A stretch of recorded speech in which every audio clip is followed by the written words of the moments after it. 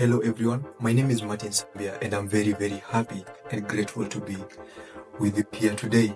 Today we are going to talk about what connection is and what networking is and what they are not at the same time. So the main reason I'm doing this video today is because many people, including the youths, are unable to create or find opportunities because we do fail to understand what connection is or what networking is. So first and foremost, I'll start with the bonus, and the bonus is what connection and networking are not. So connection and networking is not that just knowing someone.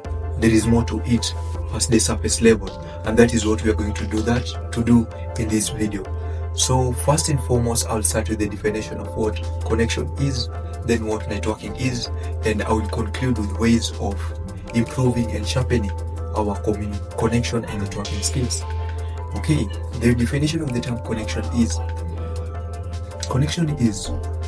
an interaction between two or more people, and each party feels heard, seen and valued, and there is no judgment, and we tend to feel stronger and nourished after the conversation.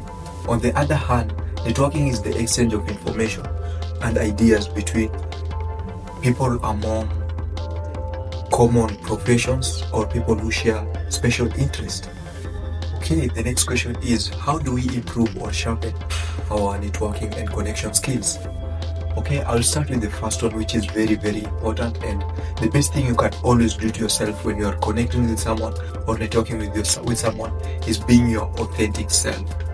You'll never go wrong with being yourself. And remember, here we are trying to create a meaningful connection or a meaningful relationship with someone. So faking is the last thing we can do to ourselves. And the good thing about being your authentic self is we allow room for mistakes, and paradoxically that happens to be a learning experience, and we tend to grow from that. Second, respect others' boundaries.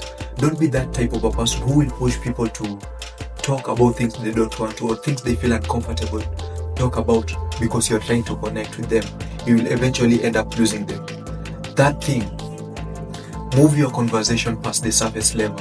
Yes, maybe your first encounter, you might have a small talk with them, but luckily given another chance, try to go deeper.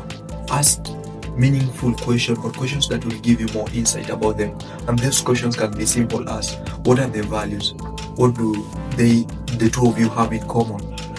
What are their goals for the future? And what are their biggest hope and dreams in life? Knowing those type of questions will give you an idea of how to network with them or what to expect from them.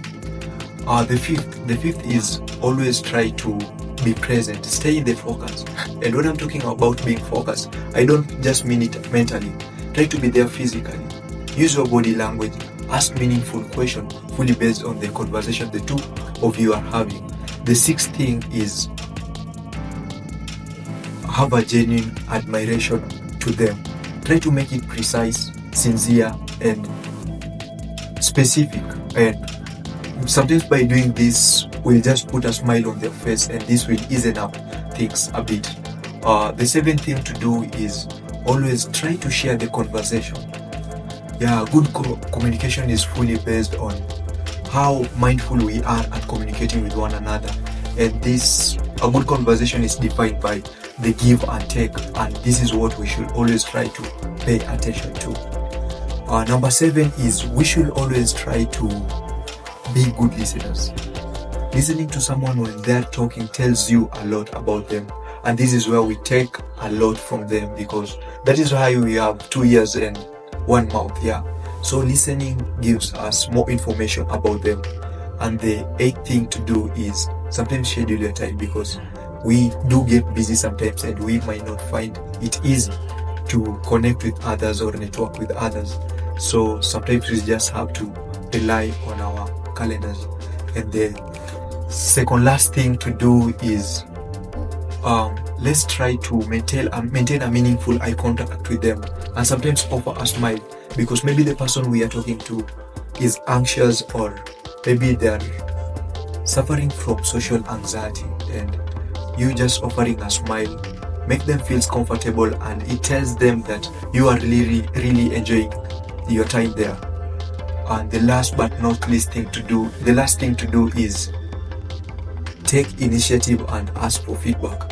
The main reason we are doing all this is to develop ourselves and grow. So maybe our first networking might be poor or anything, but asking for feedback create a rooms for us to learn and grow, and us being able to take it positively also improve us. And in conclusion, I would just like to tell you people that connection and networking is just like a game, and there is a value proposition. At the moment you're connecting with someone, they're asking themselves, what do they have in the connection? So are you. So always try to have something to give them in return as much as you are taking from them. Yeah, that is all. I thank you for your time, and please don't forget to subscribe to my YouTube channels. And yeah.